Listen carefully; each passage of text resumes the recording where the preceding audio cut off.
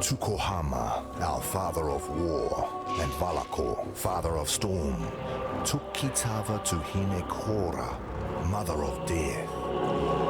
They asked her to kill the greedy Kitava, for surely their tribe would starve if Kitava continued to live among them.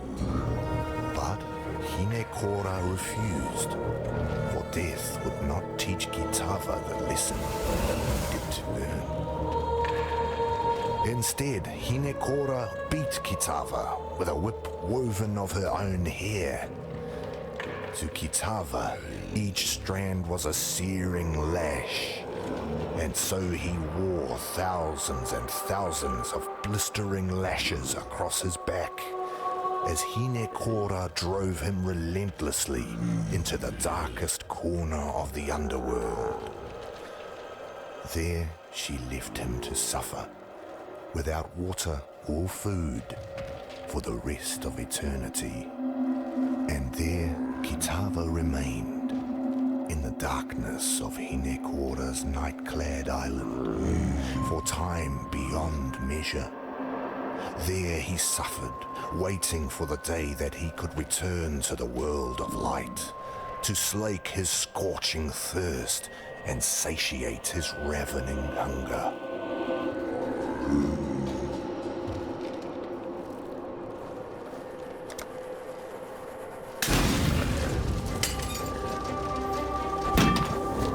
Too much clutter.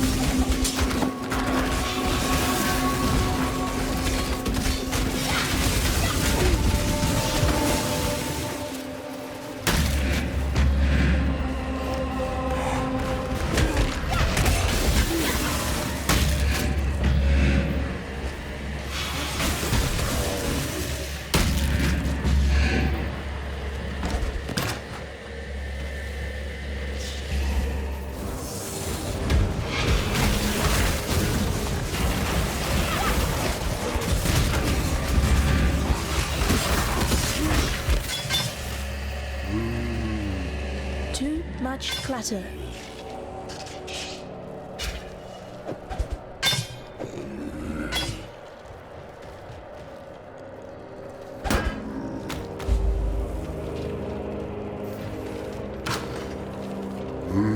Arohongui, daughter of the moon, was preparing for a feast to celebrate Tukohama's return from his war on the first ones of the Ezamites. Tafor, son of the forest, asked each of the birds to sacrifice one of their kind for the feast. He gave these offerings to Arohongui, who cooked them in a great fire-stone pit.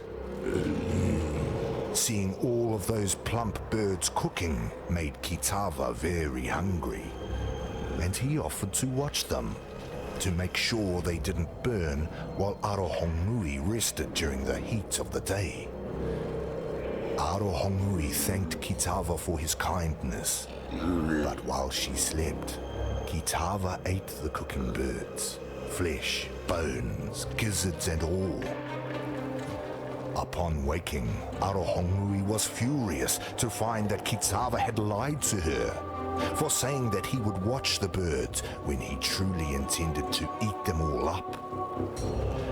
When Tukohama arrived home in his mighty canoe, Arohongui asked him to punish Kitava for his selfish gluttony. Tukohama, our father of war, agreed and pulled the sharp.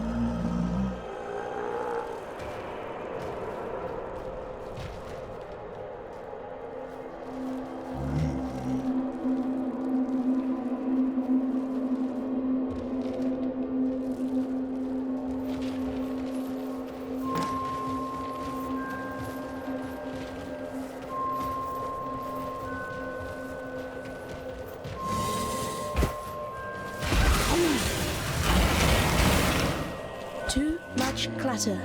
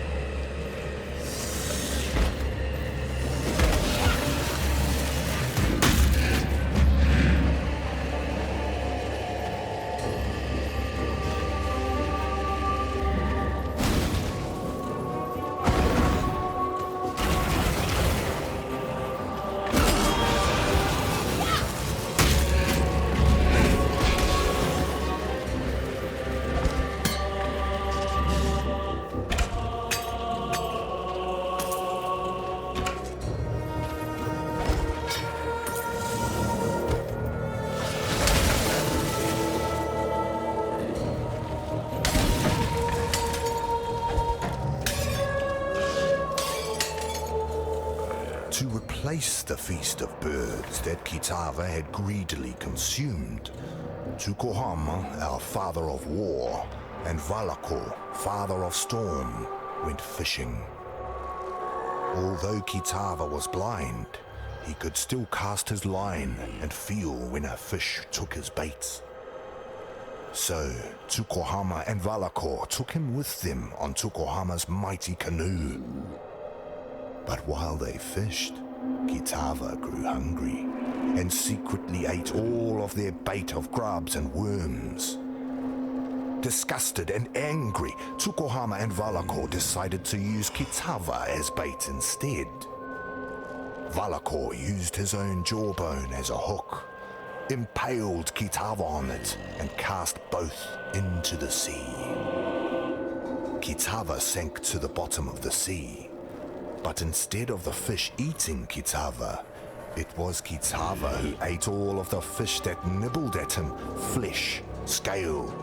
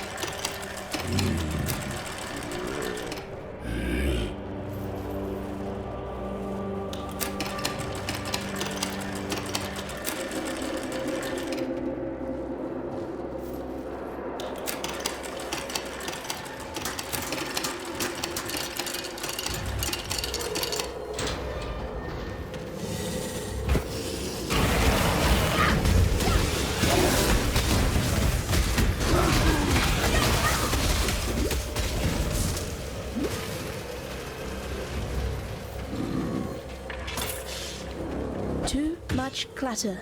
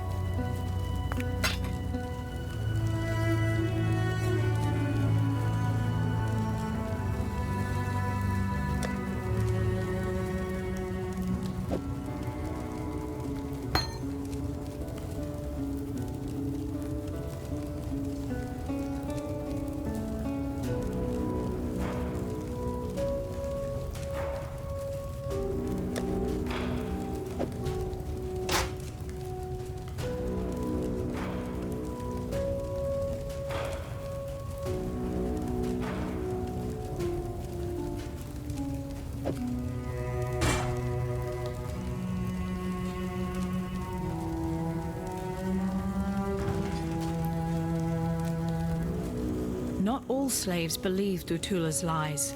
Some I know have managed to steal a ship and are soon to set sail for Namakanui.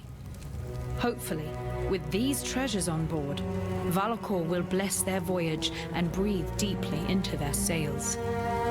No, I'm not going with them. I helped bring this curse down upon Oriath, so I'll help save what little there is left to save. Here, take something, in thanks for your part in preserving the Karui way.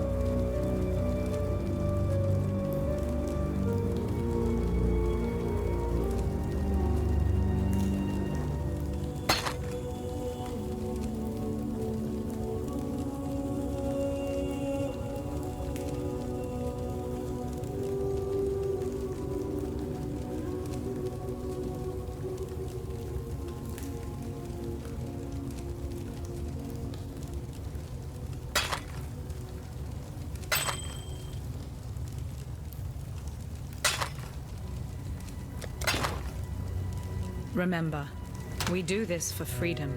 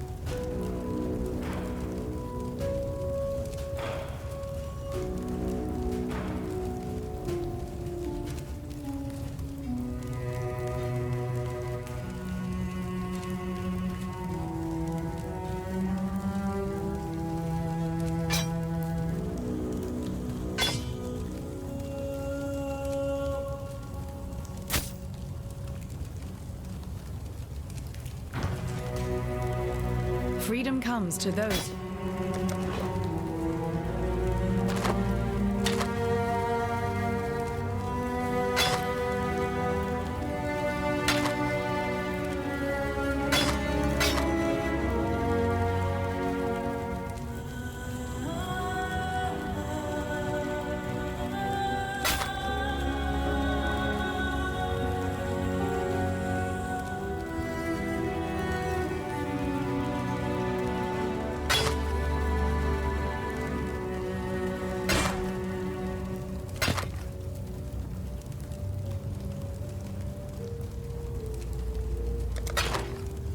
Remember, we do this for freedom.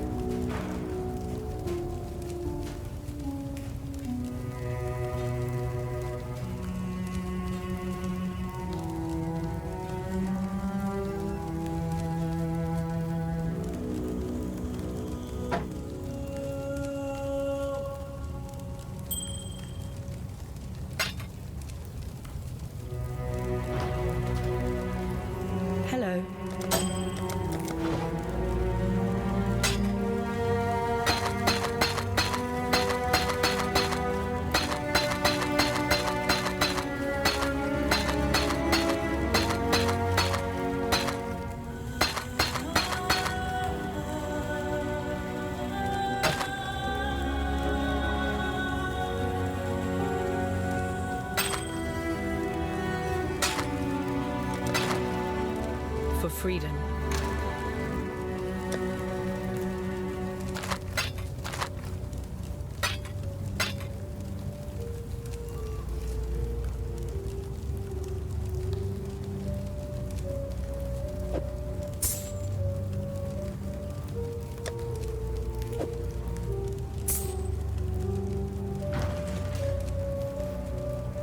Freedom comes to those.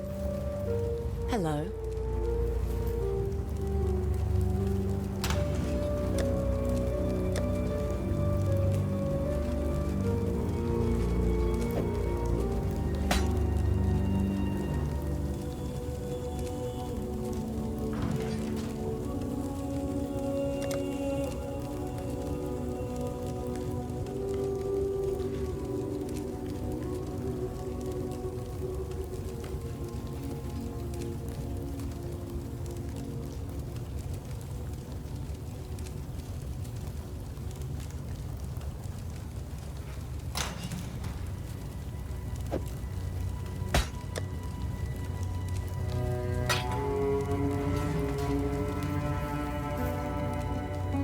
Hello.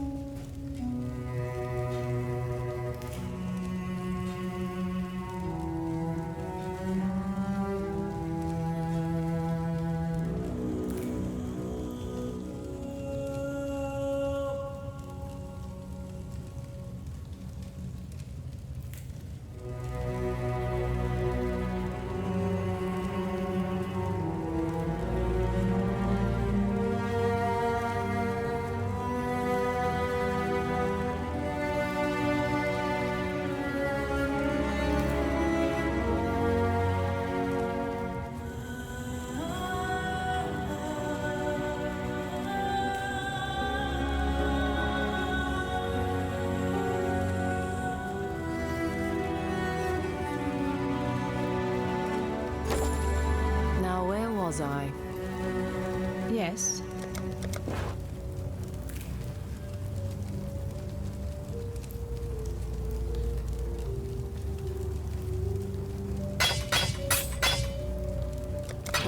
Remember, we do this for freedom.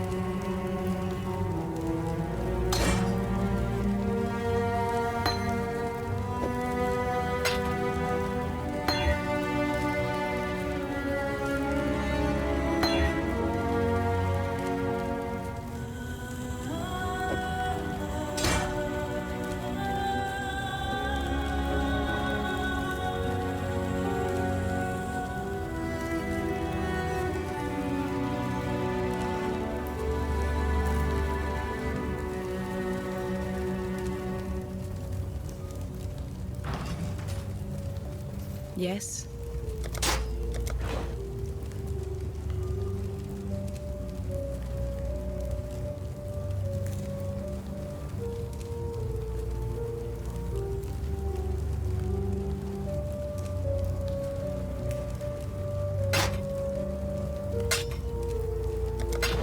Remember, we do this for freedom.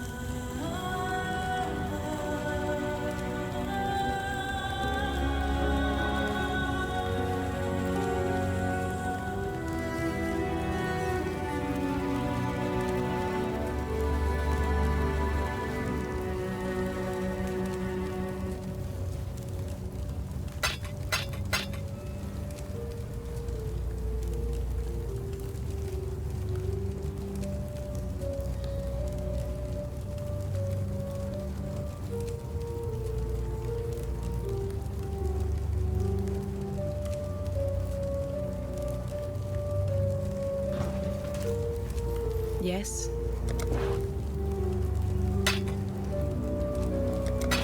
Remember, we do this for freedom.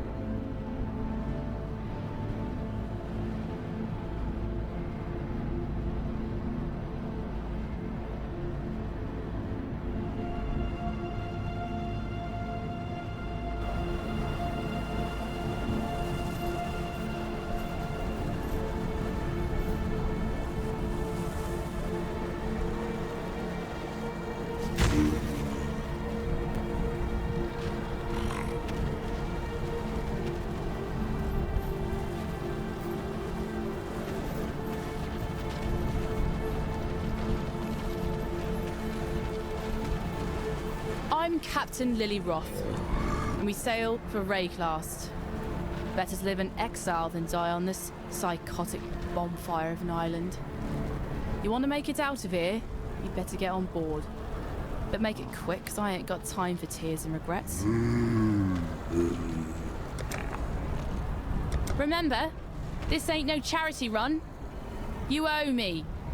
Cast off!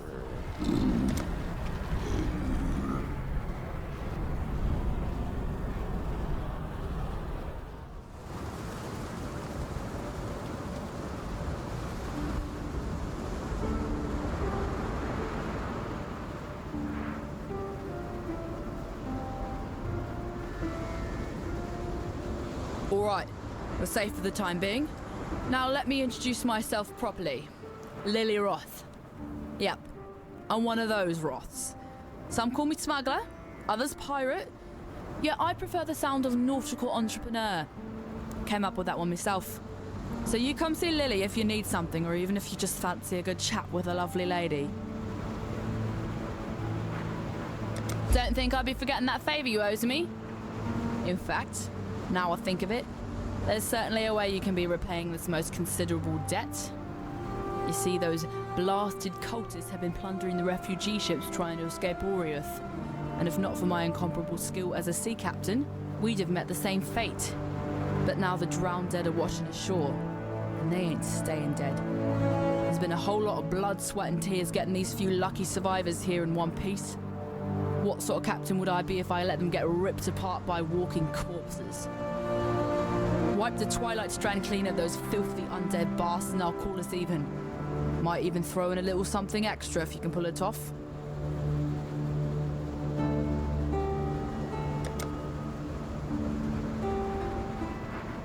Don't think I'd be forgetting that favour you owe to me. Waylon Roth. Here, let me share something I remember from my granddaddy's stories. No sooner had the others turned in fear from the great white Leviathan did Waylon load the ballista with his final harpoon. And right then he vowed to sea and sky that he and he alone would be the one to finally kill this bastard son of the Brine King. The ballista fired and the harpoon smote that creature right between the ribs as it made to dive back under the angry sea. Thick clouds of blood bloomed beneath the waves, roses flowering in the black water, and impossible though it seemed, the already shadowed ocean grew darker still. He used the bones of the great beast to reinforce the hull of his ship, the Black Crest. Old Rottooth, he's a true legend, a real pirate hero. I can only hope one day my own stories will reach his ears and make him proud of the granddaughter he had to leave behind. Yeah, I knew Tarkley, if you catch me drift. He's got no time for his old bunkmate these days, though. Too gaga-eyed over his lost cause of a fishwife Nessa. Time was, Tarkley and I would smuggle all about the coast of Oriath. Good days they was. Sweet with rum, nothing but the wind and salt in our faces, freedom in our hearts, and the law on our tails. But I could tell he were getting ready to make feet for children's stockings with me, so I cut him loose. Not a spark's chance under the ocean the dreaded Lily Roth's gonna wind up swelling like some drowned carcass. Still, nice to work with that bugger one more time, just for old time's sake, you know?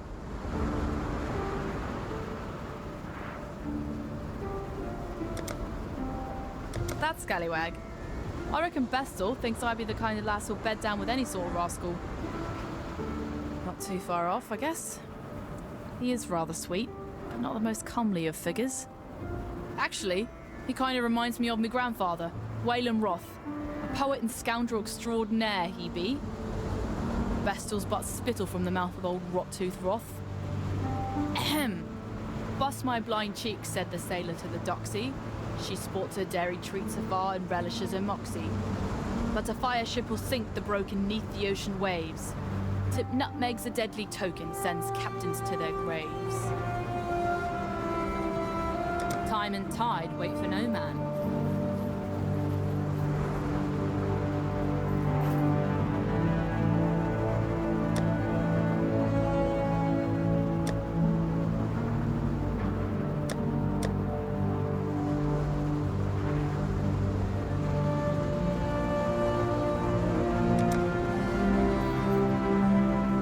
Despite your best efforts, Beastslayer, a splinter of hope remains. The very seed that brought my beast into existence. The Dark Ember. Never again shall it birth a life so magnificent as the beast. Yet a residue of that power still lingers. Enough to give us a fighting chance against the ravenous Kitava. How do we obtain this Dark Ember? 3 hearts were silenced. 3 hearts must sing again, one last time. In that final flickering of life, our savior's seed shall be born. All I need are 3 fine songs with which to stoke the flames. Chevron of Umbra, Inquisitor Maligaro, Dodri the Dark Tongue.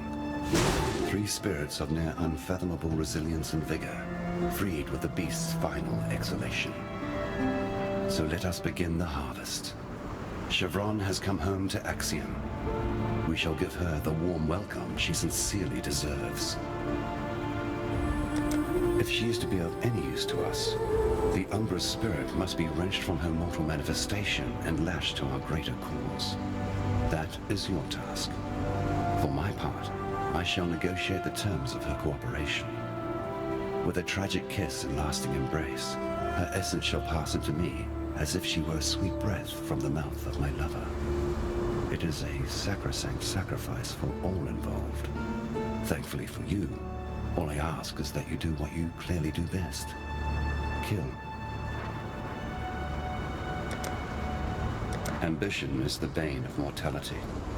It was through ambition that we gods transcended the thick mud and thin blood of our mundane birthrights. Ambition that drove us to sustain our divine selves through the subjugation of others. Chevron's soul is made up of 1 part ambition and 2 parts raw, unbounded passion. Such a volatile spark shall burn briefly and brightly, in even the most deadened of hearts. I shall put this simply, for in truth, everything comes down to the simple act of planting a seed in the ground. The gods are rising because you slew the one creature that prevented them from doing so. Your name for it is the Beast. It was I who planted the seed in the rich soil beneath Highgate, who nurtured it, who watched it bloom into maturity, even as I succumbed to its mollifying powers. We gods, we were driven into slumbering darkness, to dream away eternity whilst the gentle beast watched over us. I would desire that we return to that blissful state, but my brothers and sisters of deism shall never submit to banishment. They have tasted freedom once more, and they shall not let go of this world until it is pried from their cold, dead hands. The beast was never a cruel master. It didn't want to destroy, to corrupt, to terrorize. It simply existed to exist. I made it that way. Unfortunately, in neglecting to provide it with ambition, I made it vulnerable to the ambitions of others. Queen Atziri and Doriani, Emperor Chittis and Malachi. Others even before them. I created a beast that would free humanity from the tyranny of the gods. Yet all I really did was provide the perfect tool with which Despite your best efforts, Beastslayer, a splinter of hope remains. The very seed that brought my beast into existence. The Dark Ember. Never again shall it birth a life so magnificent as the beast. Yet a residue of that power still lingers. Enough to give us a fighting chance against them. Remember, humanity needs us. Alchemy and black thaumaturgy? You sure know how to lift my spirits. Now there's a pair of eyes I could never forget. If the tales are true, those peepers of yours have seen all the wonders of Rayclast by now. And a few things they likely wish they hadn't. Oh, and no need for us to speak of Orioth. My ears are brimful with the sorrows these wretched companions of yours have been spilling. Now, I'm sure you've noticed that Lion Ice Watch has seen better days. Our once bubbling township has, alas, become a brooding quagmire of gloom and despair. I blame the unrelenting weather. As you know, I am both a humanitarian and a strong believer in the soul-sustaining power of story. Back when I was still captain of the Merry Gull, many days at sea afforded me time to work on my thespian aspirations. I wrote a theatrical epic, a one-man show entitled Cedric and the Buxom Stranger. I sealed the manuscript inside a roll of oiled leather and stashed it in the hold for safekeeping. Perhaps you could salvage it for me from that tidal island upon which my poor ship came to rest. Who knows? Maybe we can bring some joy back to Lion Eye's Watch with a bit of live entertainment. Now there's a sorry tale, more miserable than any dirge I've ever heard. Nessa's gone, wandered off into the night, muttering to herself about dancing to his ditty. No, I didn't go after her. In truth, she was gone when I woke up the next morning. I only imagined she'd be muttering, you see, on account of the murmuring she's been making these past few weeks. Always the same, about him and his song, whoever in damnation he is. Lily Roth, granddaughter of the legendary Rocktooth Roth. Oh, apologies if I seem a little giddy. It's not any old day you get to meet marine royalty. I mean, you know how I feel about pirates and all, but the Roths have as much in common with those scurvy sea rats as a shark does with a goldfish. Lily has her granddaddy's blood in her veins. It's plain for all to see. Look at the luster in her eyes, the ruddy blush of her skin. That there's a pirate princess, and no mistake. Yes, we live in curious times indeed. A time when old stories of birth, mewling, and puking into our world of dirt and blood. It's all a bit inspiring, really. Hence, I've written a little something.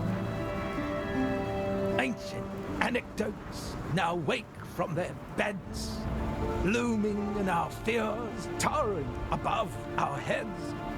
Age-old lusts and bygone creeds, walking and reeking. You won't find a sailor that doesn't whisper a quiet prayer to the brine king before casting off. In fact, under the maddening radiance of a full moon, the more superstitious captains would drown some poor slave, failed mutineer, just to keep old Tsoagoth happy. No, that wasn't a sneeze. That's the fish god's old Esmerian name. It's considered foul luck to speak it on board a ship. A keel hauling offence.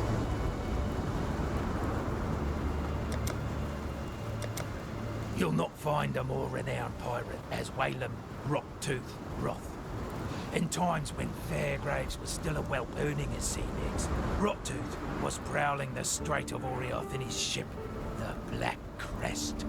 It's said he built it himself, lining its hull with the bones of some great sea beast he slew with nothing but a harpoon and a bottle of rum. Never was there a more nimble, more ferocious vessel. Like that Leviathan's spirit still lived and breathed in its timbers. No one sighted Rocktooth for 20 years or more, but I know where the Black Crest is. The ship graveyard, no less. Seems that Waylem Roth might have had his last meal with Lady Mervale.